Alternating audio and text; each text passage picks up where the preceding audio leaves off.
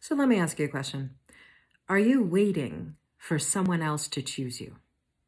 Just sit with that for a minute. Are you waiting for someone else to choose you? Because when people talk about what hasn't worked for them in relationships, when people talk about the things they're looking for in relationships, when people talk about all the things they wish they had in relationships, one of the biggest things that I hear from people over and over and over again, and I probably said this years ago before, I want somebody who chooses me.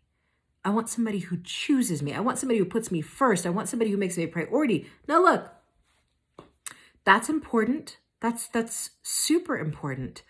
But before we get to somebody who's not yet in your life and whether or not they're going to make you a priority and choose you, I'm going to ask you a really important question. Are you choosing yourself in how you run your day, in how you deal with your friends, in how you deal with your family?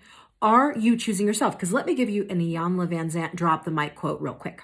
She said, "We set the standard of how we want to be treated.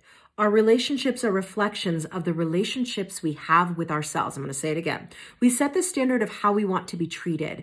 Our relationships are reflections of the relationships we have with ourselves. So, if you are waiting for someone to choose you before you continue to sit on the waiting bus, you need to look at, are you choosing you in your everyday life? Do you set healthy boundaries? Do you say yes when you want to say yes and no when you want to say no? Do you give yourself acts of self-care? Do you speak to yourself in a loving manner? Do you deal with people who treat you well and handle people who do not treat you well accordingly? Or are you a people pleaser, a human doormat, somebody who accepts shit and calls it cake? You know what I mean? Just because shit has icing on it doesn't mean it's cake.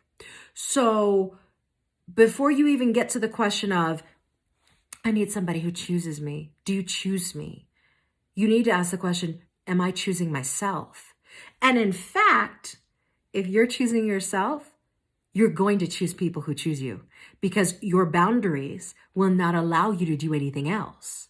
So why don't we get to the you choosing you part first, you filling you part first, you setting your boundaries and holding people to your standards first. And then you don't ever have to ever ask the question again, will this person choose me? Because you wouldn't have allowed them in your life if they weren't going to choose you and put you first anyway. See how that works? Yeah, exactly. It works. You choose you.